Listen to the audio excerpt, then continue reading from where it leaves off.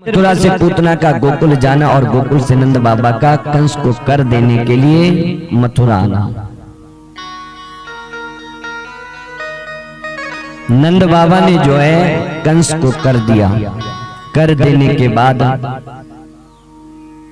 आज जैसे ही वापिस लौटे वसुदेव जी से भेंट हुई। वसुदेव जी को नंद बाबा ने देखा तो दौड़ करके प्रणाम किया और वसुदेव जी को कहने लगे कि भैया वसुदेव, एक कंस बड़ा दुष्ट है। मैंने सुना है कि तुम्हारे 6 पुत्रों की इसने हत्या कर दी है। जैसे पुत्रों का नाम लिया तो आज वसुदेव जी की आंखों में आंसू हैं। सत्य कहते हो नंद बाबा, ये बहुत दुष्ट है। इसने मेरे 6 पुत्रों को एक साथ खत्म कर दिया है। एक बार भी इसने मन में विचार नहीं बनाया कि नन्हे नन्हे बालकों को ये खत्म कर रहा है।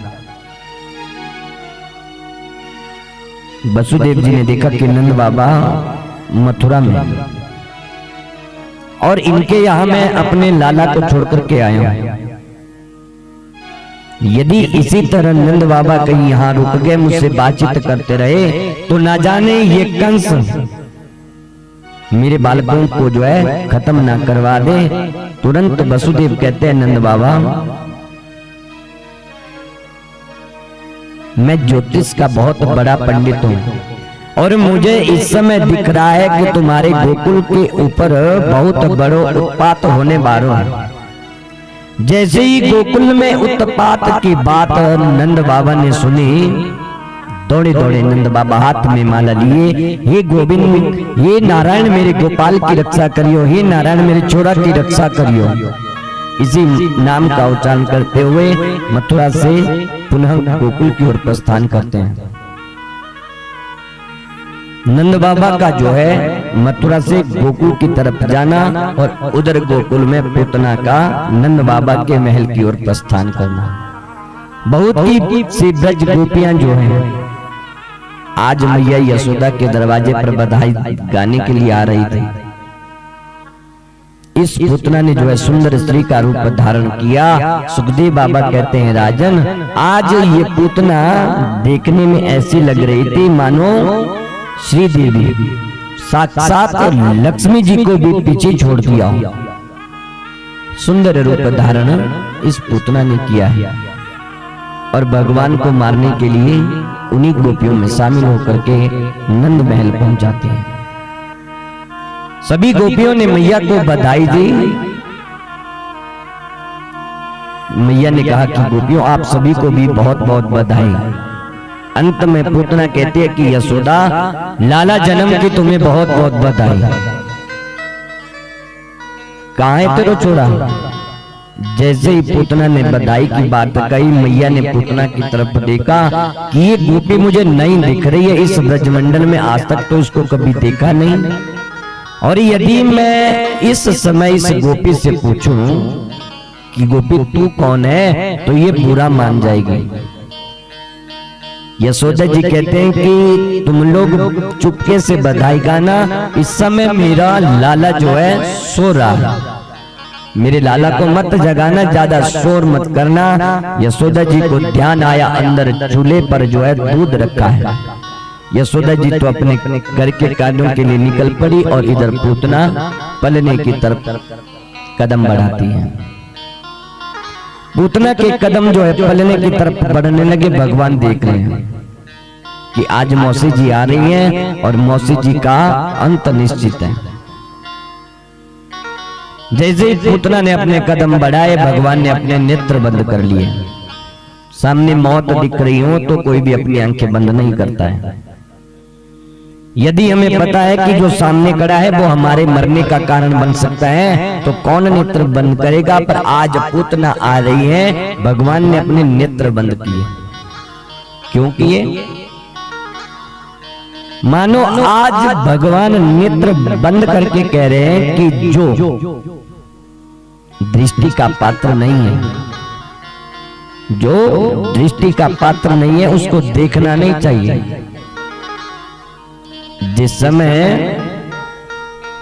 राम जी जा रहे थे राम लखन दोनों जो है जा रहे थे और सामने जो है ताड़का आती है। भगवान से कहती है कि इस धरती पर इस समय मैं देख रही हूं, ना मेरे जैसा कोई सुंदर है और ना तुम्हारे जैसा कोई सुंदर है। स्वयं को सुंदरी बता रही थी, पर भगवान ने तब भी एक बार नहीं देखा। भगवान ने उसकी तरफ ध्यान नहीं दिया। जानते हैं कि वो देखने की पात्र नहीं है। भगवान उससे बातचीत जरूर करते हैं, पर उसकी तरफ एक बार भी जो है देखते नहीं है। आज पुतना आ रही है, भगवान ने अपनी आंखें बंद कर ली कि ये दृष्टि की पात्र नहीं है। भगवान ने अपनी आंखें बंद करी, इसके पीछे के भी बहुत कारण है।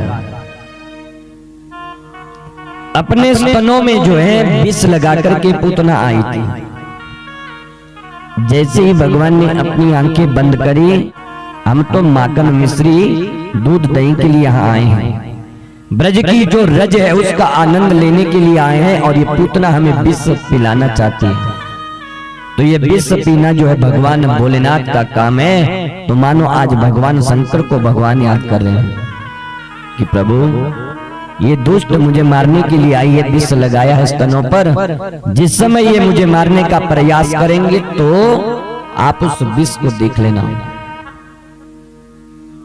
तीसरी बात, भगवान ने इसलिए भी अपनी आंखें बंद करी क्योंकि भगवान के जो नेत्र है ना, वो कौन है? वो है सूर्य और चंद्रमा। मानो आज सूर्य और चंद्रमा भगवान से कह रहे हैं, प्रभु ये पापिनी आपको मारने के लिए आ रही है, इसके हम दर्शन नहीं करेंगे। इसलिए भी भगवान ने नेत्र बंद करे।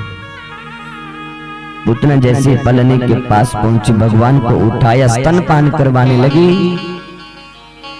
तुरंत भगवान ने जो है भगवान भोलेनाथ को आदेश दिया। भगवान जो है भगवान के कंठ में आकर के